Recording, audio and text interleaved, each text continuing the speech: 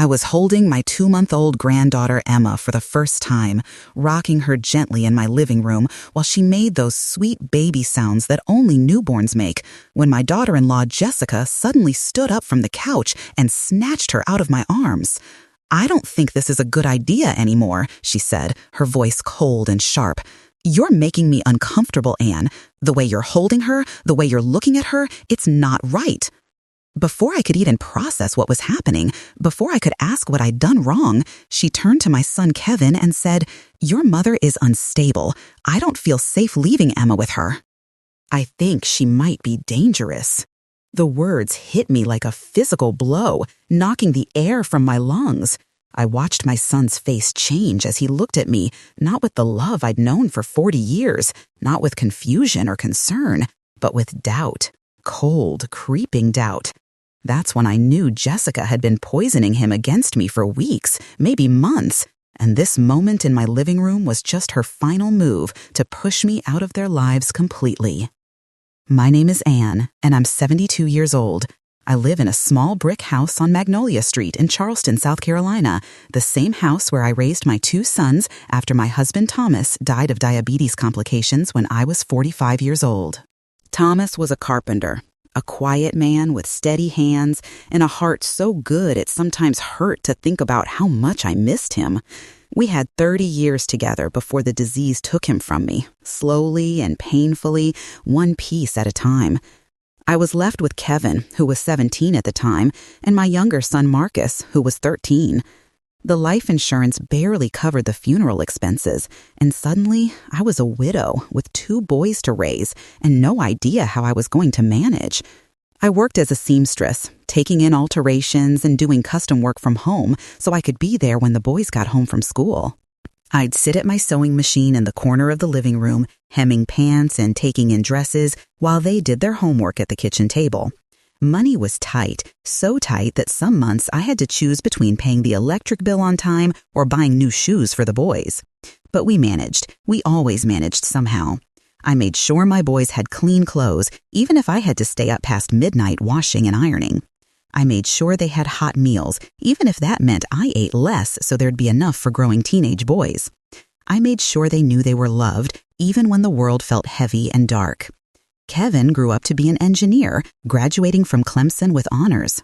He was always my serious child, the one who studied hard and followed every rule, who worried about things most children didn't think about.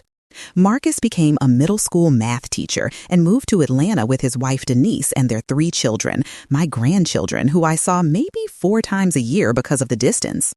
When Kevin met Jessica 5 years ago at some work conference in Charlotte, I was happy for him. He was 38 and had been alone for so long after a difficult divorce in his early 30s that had left him cautious and guarded. Jessica seemed nice enough at first. She was 32, worked in marketing, dressed well, spoke confidently.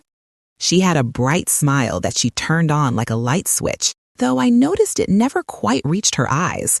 The first time Kevin brought her to Sunday dinner at my house, she complimented my cooking, but barely touched her plate. She looked around my living room with an expression I couldn't quite read, something between pity and judgment. "You've lived here a long time," she said, running her finger along the arm of my couch. 42 years, I said proudly. "This is where I raised my boys after Thomas passed." "That's sweet," she said, but her tone suggested it was anything but sweet. "Kevin told me about your husband."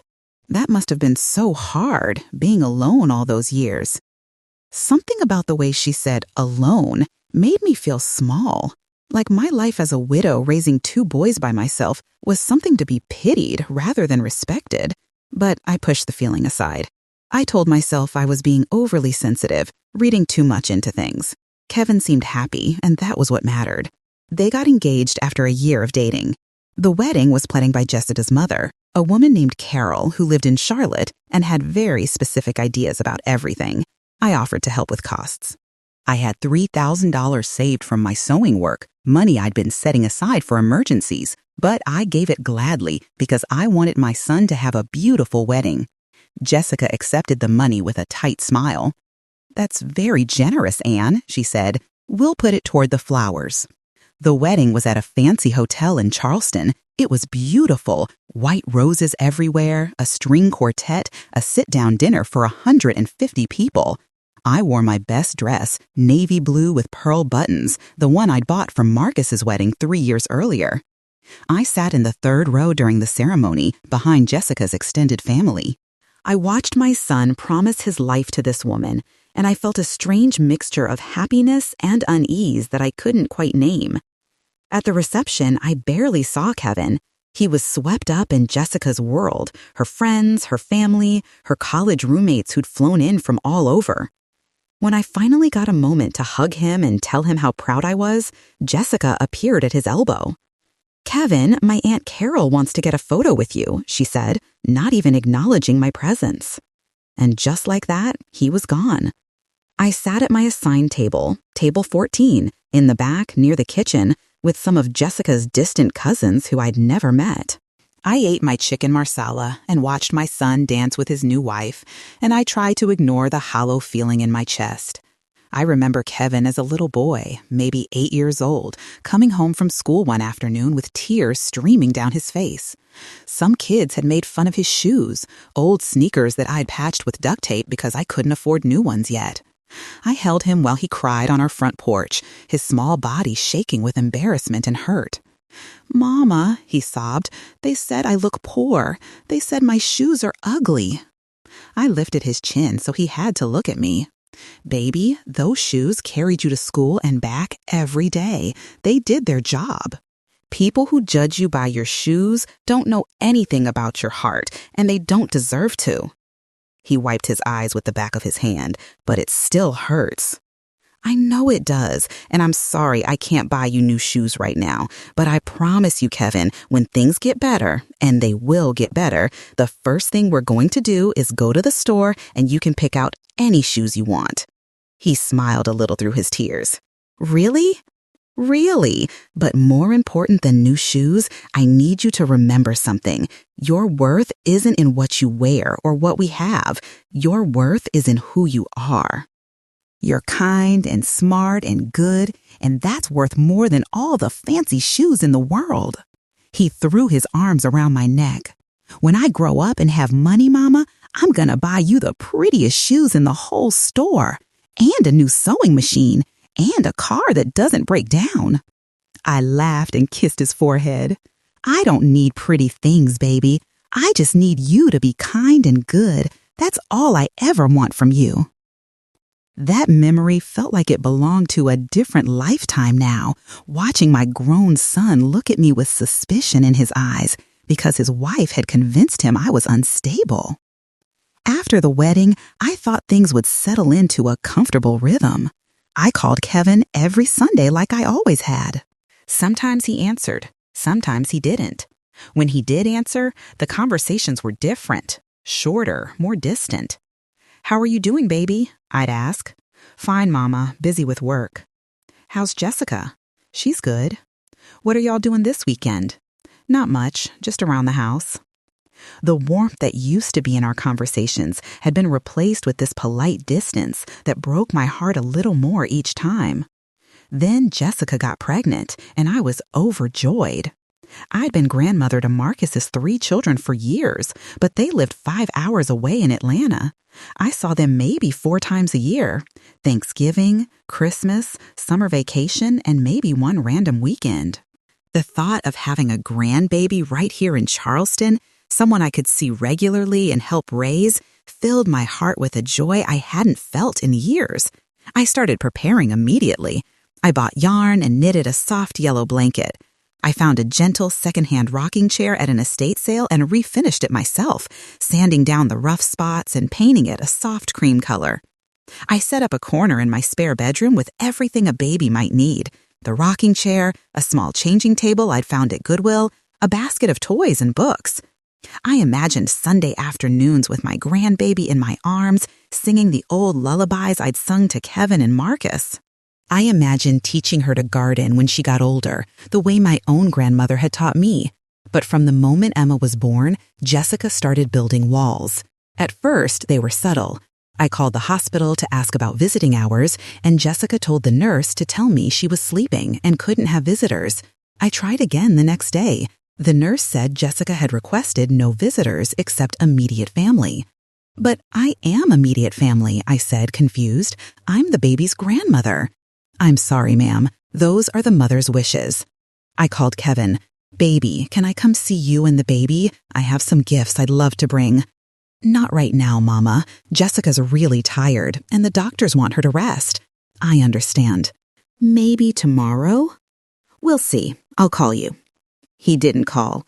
I waited 3 days, and when I couldn't wait anymore, I drove to the hospital myself with the yellow blanket I'd knitted and a teddy bear I'd bought. The nurse at the maternity ward checked her computer. I'm sorry, Mrs. Williams, but Jessica has a restricted visitor list, and you're not on it. But I'm the baby's grandmother. Surely there's been some mistake. The nurse looked sympathetic but firm. Those are the mother's wishes. You'd need to have her call down and add you to the list. I called Kevin from the hospital parking lot, sitting in my car with tears running down my face. Kevin, I'm at the hospital. They won't let me see you and the baby. Can you please add me to the visitor list? There was a long pause. Mama, Jessica thinks it's better if we keep visitors limited right now. The baby's immune system is still developing, and she's worried about germs. I'll wash my hands. I'll wear a mask. Whatever she needs. I just want to meet my grandbaby, Kevin. Please. I know, Mama, but we need to respect Jessica's wishes right now. She just gave birth and she's overwhelmed. When can I meet her? Soon, I promise. Just give us a few weeks to settle in at home. A few weeks turned into a month, then 6 weeks, then 2 months. I'd driven by their house several times just to see if I could catch a glimpse of them in the yard or through a window. Not because I was stalking, I wasn't, but because my heart was breaking from being shut out, and I just wanted to see that my granddaughter existed, that she was real. But what I didn't know was that Jessica was watching, and she was taking notes, building her case against me, one invented incident at a time. Finally, after 2 months of begging, Kevin agreed to bring Jessica and Emma to my house for a visit. Just 1 hour, he said. Jessica had agreed to 1 hour. I cleaned my house top to bottom. I washed all the baby things I'd prepared. I baked cookies and made sweet tea. I was so nervous, my hands were shaking. They arrived on a Saturday afternoon. Jessica carried Emma in a car seat, refusing my offer to help. She set the car seat down in the middle of my living room and immediately started looking around with that same expression from the first Sunday dinner, judgment mixed with pity. It's warm in here, Anne, she said. Don't you think it's too warm for a baby? I can turn down the heat, I said quickly, moving toward the thermostat. And it smells like mothballs or something, old fabric. I felt a flash of shame. My house did smell like old fabric. I was a seamstress. I had fabric and thread everywhere. But I'd never thought of it as a bad smell until Jessica wrinkled her nose like she'd stepped in something foul. I can open some windows, I offered. In February? No, that'll make it too cold. Jessica sighed like I was a difficult child. It's fine, we're only staying an hour anyway. Kevin sat on my couch looking uncomfortable. I couldn't tell if he was embarrassed of me or of Jessica's behavior, or both. Can I hold her? I asked softly, looking down at Emma sleeping in her car seat. Jessica hesitated. She just fell asleep. I'll be gentle, I promise. I raised 2 boys, remember? I know how to hold a baby. With visible reluctance, Jessica unbuckled Emma from the car seat and handed her to me like she was passing over something fragile and precious that I might break. The moment Emma was in my arms, something in my heart opened up. She was beautiful, perfect skin, tiny fingers, a little rosebud mouth. She smelled like baby powder and milk, and when I rocked her gently, she made a small sound of contentment. "Hello, sweet girl," I whispered. "I'm your Grandma Anne. I've been waiting so long to meet you." I looked up to see Jessica staring at me with an expression I couldn't quite read. Something dark had passed over her face. "You're holding her wrong," Jessica said suddenly. "What?" "Her head. You're not supporting her head properly." I adjusted my arm, cradling Emma's head more carefully. "Like this?" No, not like that either. Here, just give her back. Jessica, I've got her. She's fine. But Jessica stood up and walked over to me, reaching for the baby. I said, give her back, Anne. You're making me uncomfortable. That's when she said it, the words that would change everything. I don't think this is a good idea anymore. You're making me uncomfortable, Anne. The way you're holding her, the way you're looking at her, it's not right. I felt like I'd been slapped. What are you talking about? I'm just holding my granddaughter. Jessica turned to Kevin, her voice rising with what sounded like panic. Your mother is unstable. I don't feel safe leaving Emma with her. I think she might be dangerous. The room went silent. Kevin stared at me, and I saw his expression change from discomfort to concern to something worse, doubt.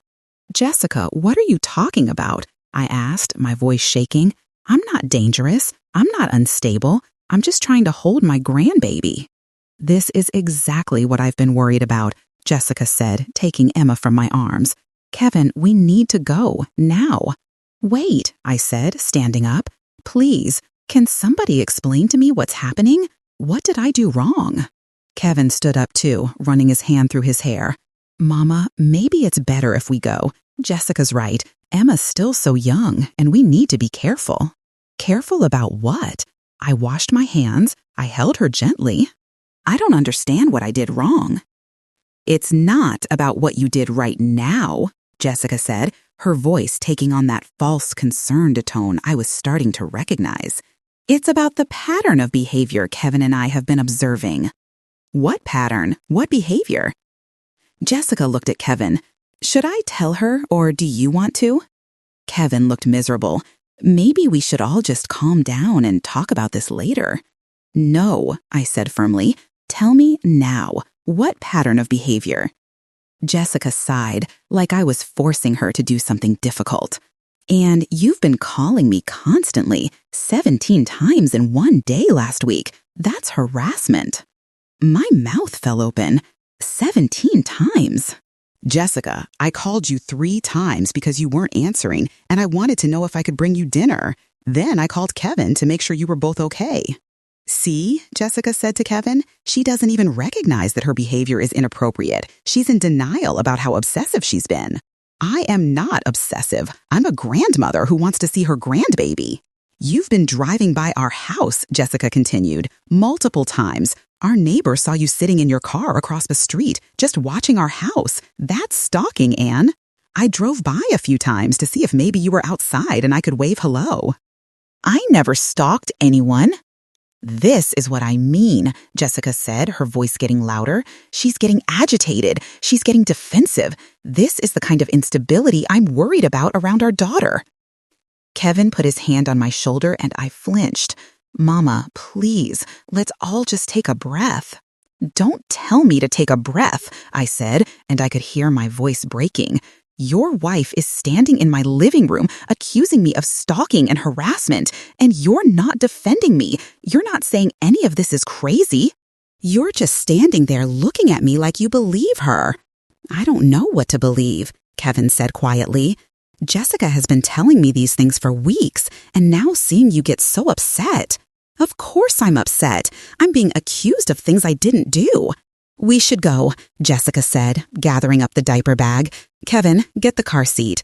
Please, I said, and I hated how my voice sounded, desperate, pleading. Please don't leave like this.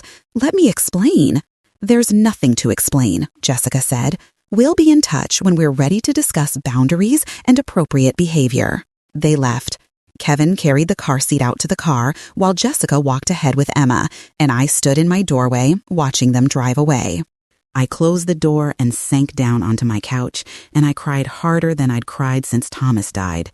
Not just sad crying, but deep, gasping sobs that came from a place of pure heartbreak. What had just happened?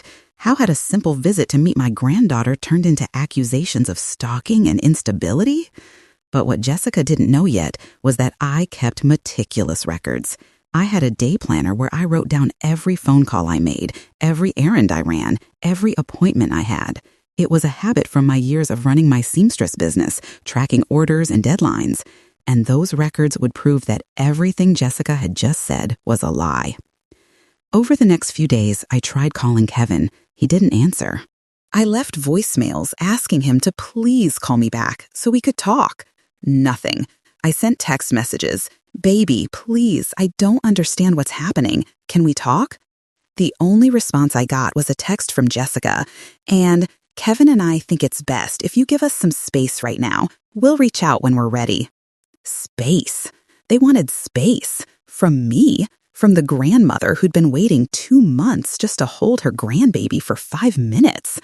I called Marcus in Atlanta and told him everything. He was furious. "Mama, that's manipulation," he said, his voice tight with anger. "She's gaslighting you, making you doubt your own reality." But what if she's right? What if I have been calling too much? What if I was inappropriate somehow? "Mama, stop. You're the most appropriate person I know. You probably called her 3 times and she's turning it into 17.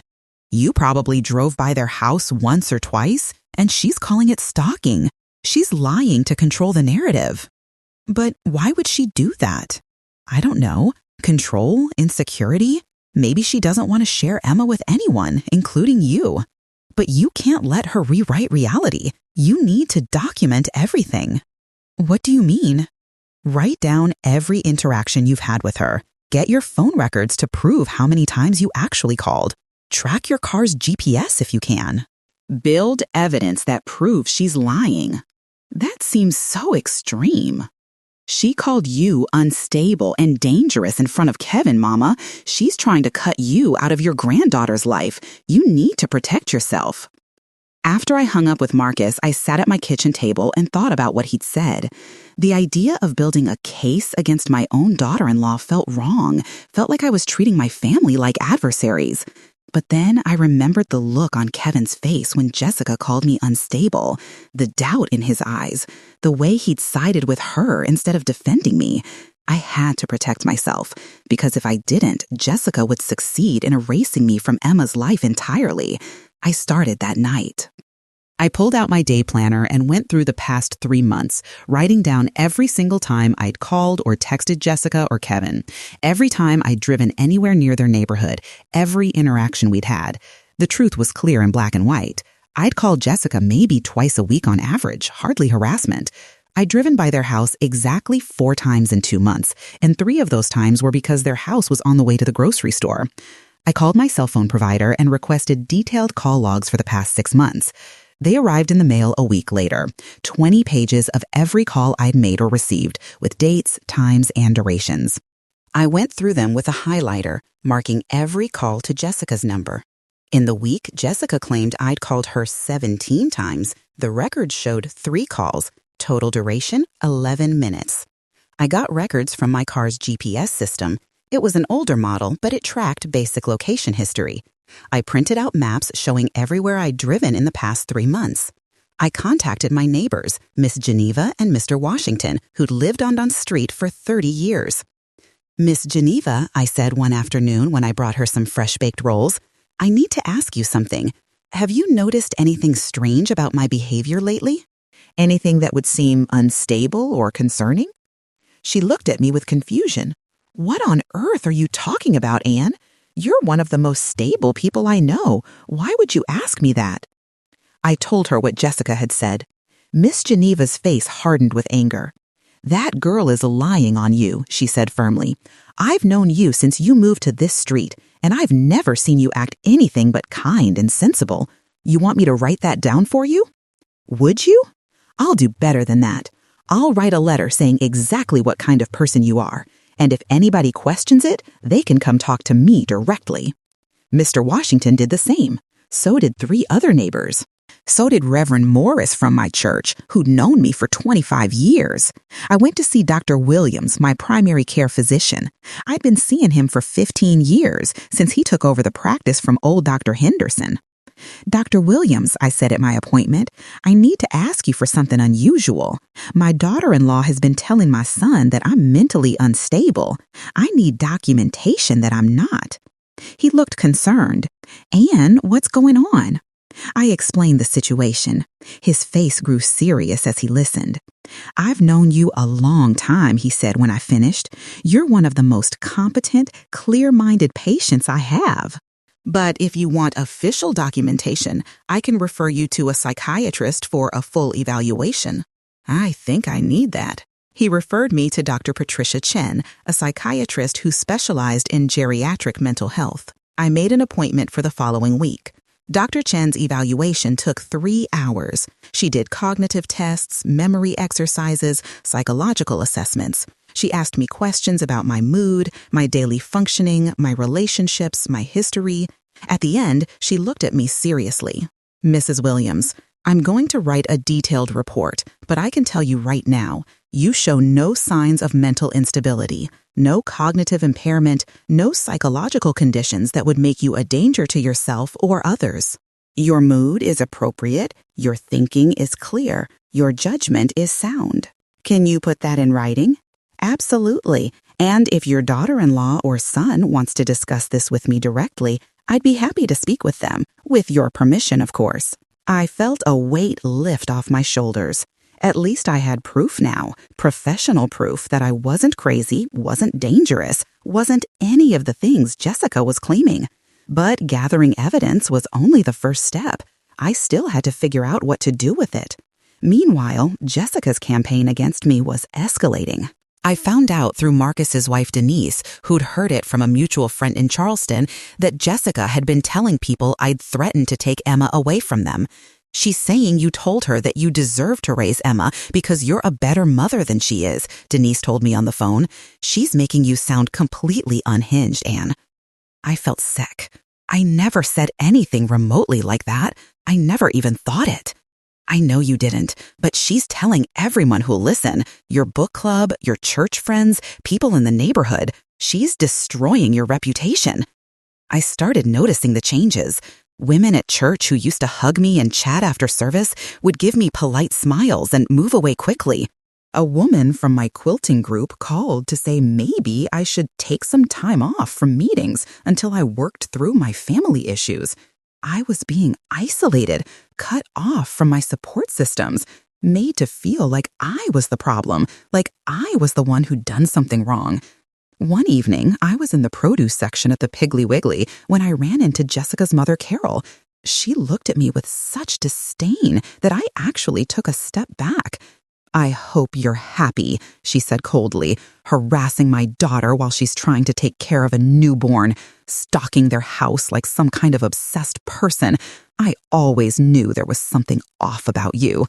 "Carol, that's not, I never. Stay away from my daughter and my granddaughter. If you don't, we'll get a restraining order." She walked away, leaving me standing there with my shopping basket, feeling the eyes of other customers on me. A restraining order. The threat hung over me like a dark cloud. I went home and called my friend Patricia, a retired family court judge I'd known from church. "Patricia, can someone get a restraining order against you just for calling a few times and wanting to see your grandchild?" "Generally, no," she said. "They'd need to prove harassment, threats, or credible danger. Why? What's happening?" I told her everything. When I finished, she was quiet for a long moment. "Anne, what you're describing is parental alienation and defamation. It's serious. You need a lawyer. I don't want to take my own son to court. You might not have a choice if they file for a restraining order, and even if they don't, you need legal counsel to protect your rights as a grandparent and to address the defamation." She gave me the name of a family law attorney, Grace Morrison. I made an appointment for the following week. Grace listened to my story, reviewed my documentation, and nodded slowly. "You've done good work gathering this evidence," she said. "This is clearly a case of false allegations and parental alienation. The question is, what do you want to achieve?" "I want to see my granddaughter. I want Jessica to stop lying about me. I want my son to know the truth." All reasonable goals. I think the best approach is a family meeting with mediation present, a neutral third party who can review evidence and facilitate honest conversation. If they refuse mediation, we can discuss other legal options, but I think that's the place to start. What if they say no? Then we'll cross that bridge. But most people, when confronted with evidence that contradicts their claims, will at least agree to talk. I left Grace's office feeling something I hadn't felt in weeks: hope. But what I discovered next made everything even more complicated. I was going through some old photos, looking for pictures of Kevin as a baby to show Emma someday, when I found a letter Thomas had written to me shortly before he died. I'd forgotten about this letter. It had been tucked in a photo album, and I must have missed it in the chaos of grief and funeral arrangements. I opened it with shaking hands. "My dearest Anne," it read, "if you're reading this, I'm gone. I'm sorry I couldn't fight harder to stay with you. I'm sorry I'm leaving you alone with the boys. But I need you to know something important. You are the strongest woman I've ever known. You've already survived so much. Your mama's death when you were young, the years of poverty, the struggles we've had. You'll survive this too. And when the boys grow up and have families of their own, I need you to remember something. Your worth is not in how much they need you. Your worth is in who you are. Don't let anyone, not even our sons, make you feel small or unimportant. You raised good boys. You gave them everything. But you also deserve to be treated with respect and love. Don't accept anything less. I love you forever, Thomas." I read that letter 3 times, tears streaming down my face. Thomas had known. Somehow, even 27 years ago, he'd known I would need to hear this. Your worth is not in how much they need you. Don't accept anything less than respect and love. That night, I made my decision. I was going to confront Kevin and Jessica. I was going to present all my evidence, and I was going to demand the truth be told. I called Kevin the next morning. He didn't answer. I left a voicemail. "Kevin, this is your mother. I have tried to be patient. I have tried to give you space, but I need to see you. I have things I need to show you, things you need to know about what Jessica has been saying about me. I'm asking you, I'm begging you to give me 1 hour of your time. Come to my house this Sunday at 2 o'clock. Just you. Please, baby, 1 hour. That's all I'm asking." He didn't call back, but late that evening, I got a text. "Fine, Sunday at 2, 1 hour." That Sunday felt like the longest week of my life. I prepared everything carefully. I organized all my evidence into a folder: call logs, GPS records, character references, Dr. Chen's psychiatric evaluation, photos of my day planner showing the actual dates I'd called or visited. I cleaned my house. I made sweet tea. I prayed more than I had prayed in years. When Sunday came, I was so nervous I could barely sit still. I kept checking the clock. 1:30, 1:45, 1:50. At 2 o'clock exactly, Kevin's car pulled into my driveway. He came in alone. He looked tired, deep circles under his eyes, shoulders slumped, like he was carrying a weight he couldn't put down. "Hi, Mama," he said quietly. "Hi, baby. Thank you for coming. Please sit down." He sat on the couch, the same couch where he used to do his homework as a teenager. I sat in my chair across from him, the folder of evidence on the coffee table between us. "Kevin, I need you to listen to me. Really listen." "Can you do that?" He nodded, but he wouldn't look at me directly. "Jessica has been telling you things about me, that I called her 17 times in one day, that I've been stalking your house, that I'm unstable and dangerous. I need you to know that none of that is true, and I can prove it." I opened the folder and pulled out the phone records. These are my phone company records for the past 6 months, every call I've made or received. Jessica said I called her 17 times in one day last month. Look at this week. I pointed to the highlighted sections. 3 calls. On Tuesday, I called at 10 a.m. and left a voicemail asking if she needed anything from the store. At 2 p.m., I called again because I'd forgotten to mention I had some baby clothes to give you. At 4 p.m., I called one more time because I'd seen the weather forecast and wanted to warn you about the storm coming. 3 calls total, not 17. Kevin took the papers and studied them. His hands were shaking slightly. "Here's another week," I continued, showing him more records. 2 calls. Here's another, 4 calls over 5 days. At no point did I ever call 17 times in one day, Kevin. She lied to you. Maybe she was exaggerating, he said weakly. Maybe it felt like 17 times. No, there's a difference between exaggerating and lying. Jessica told you a specific number to make me sound obsessive and crazy. But the truth is right here in black and white. I pulled out the GPS records next. She said, I've been stalking your house, driving by multiple times, sitting across the street watching. Here's my car's GPS history for the past 3 months. I showed him the maps and the data. I drove near your neighborhood 4 times. Twice I was going to the grocery store. Your street is between my house and Piggly Wiggly. Once I drove by because I wanted to see if maybe you were outside so I could wave hello. And once I stopped at the corner because I thought I saw your car and I hoped maybe we could talk. That's it. 4 times in 2 months. Not stalking, not obsessive. Just a grandmother hoping to catch a glimpse of her family. Kevin's face was getting paler with each piece of evidence. Jessica told people I threatened to take Emma away from you, that I said I'd be a better mother than her. Kevin, you know me. Have I ever said anything like that to you? He shook his head slowly. Have I ever even implied it? No. I would never say that. I would never think it. Emma is your daughter, not mine. All I wanted was to be her grandmother, not her mother, her grandmother. I pulled out the character references. Here's a letter from Miss Geneva, who's known me for 30 years.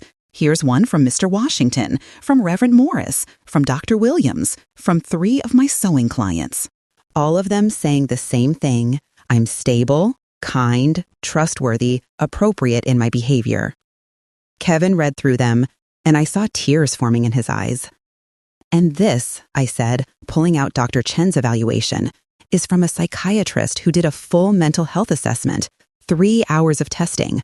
She concluded I have no mental instability, no cognitive impairment, no psychological conditions that would make me a danger to anyone. I'm completely mentally sound, Kevin. I laid all the papers out on the coffee table like playing cards. Evidence, proof, truth. Jessica has been lying to you, I said quietly, systematically lying. And I need to know why you believed her instead of believing me. Kevin put his head in his hands. I don't know. She was so convincing. She'd tell me these stories, these specific details, and I thought, why would she make that up? Because she wanted to control who has access to Emma, because she wanted to be the only important person in that baby's life, because she saw me as a threat. A threat to what? To her control, to her position as the only grandmother who matters. I don't know exactly why, Kevin, but what I do know is that she's been slandering me to friends, family, neighbors, telling people I'm unstable and dangerous, destroying my reputation. And you've been standing by letting it happen? I didn't know. You should have asked for proof. You should have questioned her claims. You should have trusted your own mother instead of accepting lies about me. He looked up at me and his face was wet with tears. I'm so sorry, Mama. I'm so sorry I didn't believe you. Sorry isn't enough, Kevin. I need you to understand what this has done to me. I've been isolated from my granddaughter. I've lost friends who think I'm crazy. I've been living under the threat of a restraining order. I've had to hire a lawyer and get psychiatric evaluations to prove I'm not the person your wife has painted me to be. What can I do? How can I fix this?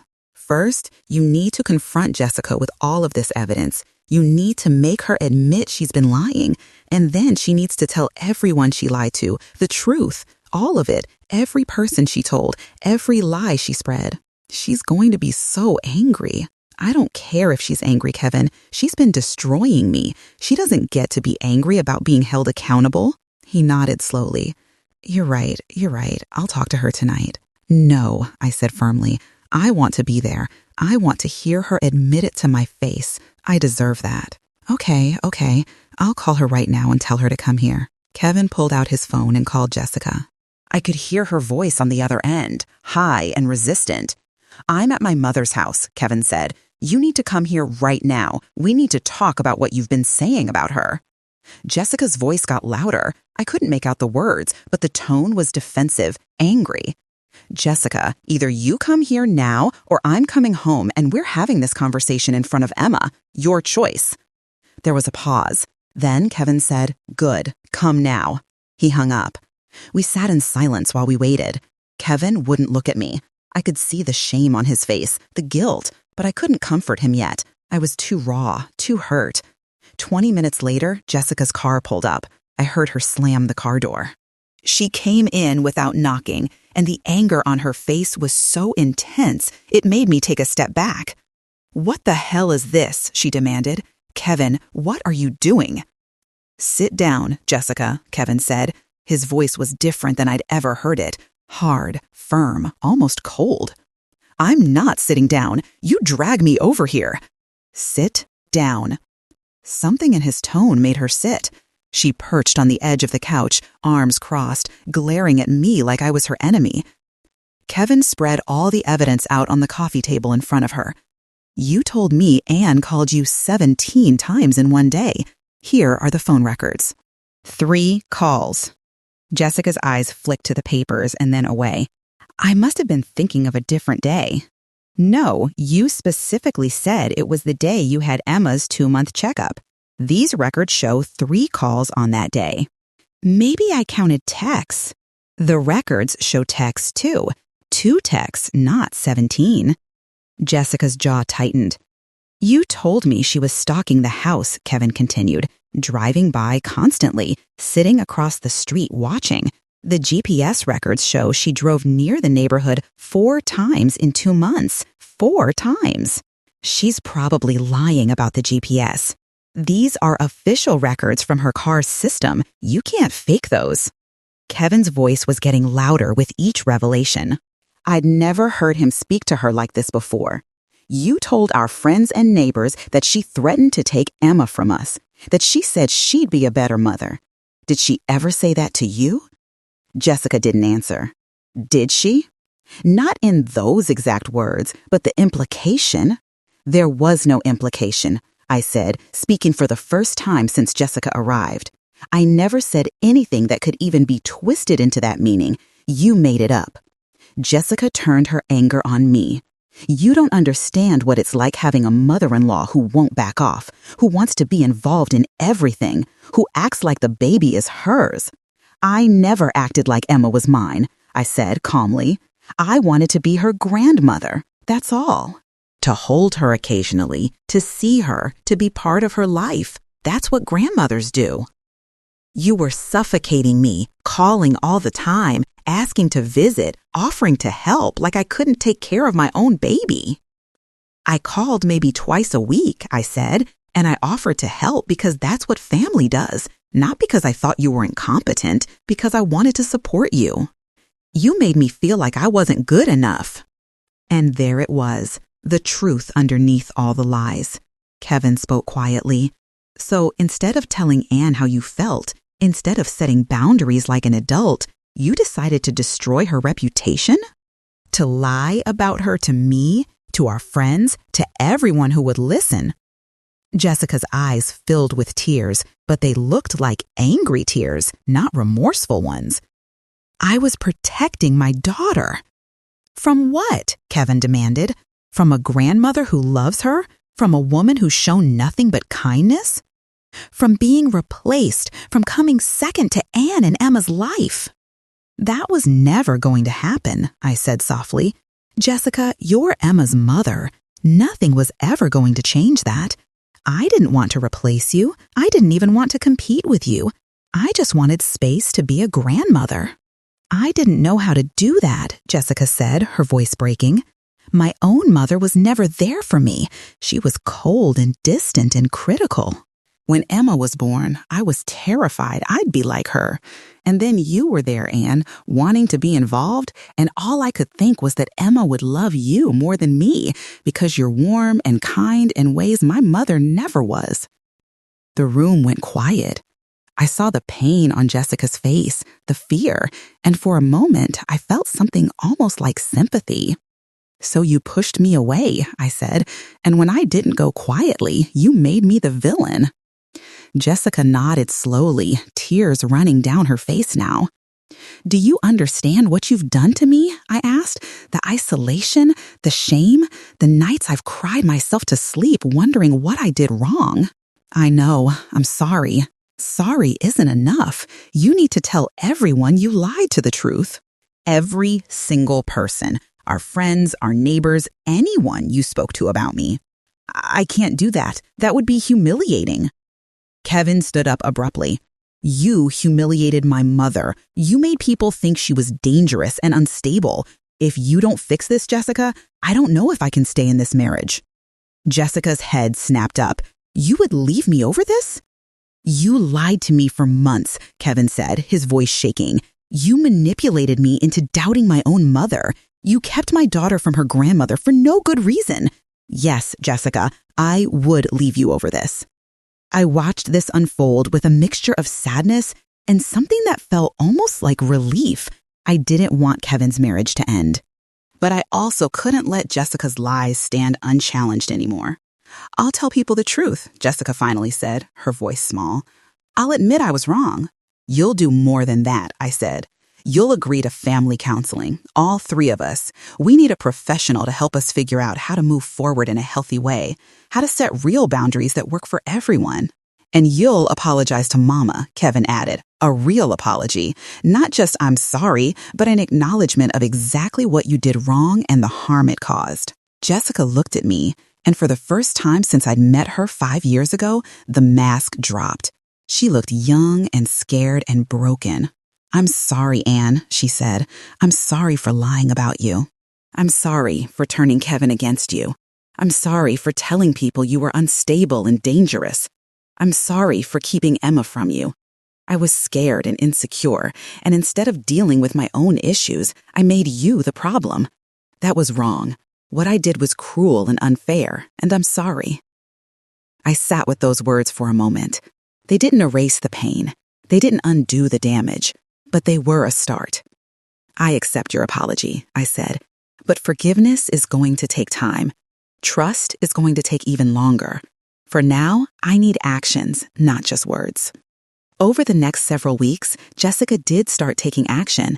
She called the neighbors she'd spoken to and told them she'd exaggerated her concerns about me. She called friends from church and admitted she'd been wrong. It wasn't easy for her. I could see how much each apology cost her pride, but she did it. We started family counseling with Dr. Sarah Monroe, a therapist who specialized in family dynamics and conflict resolution.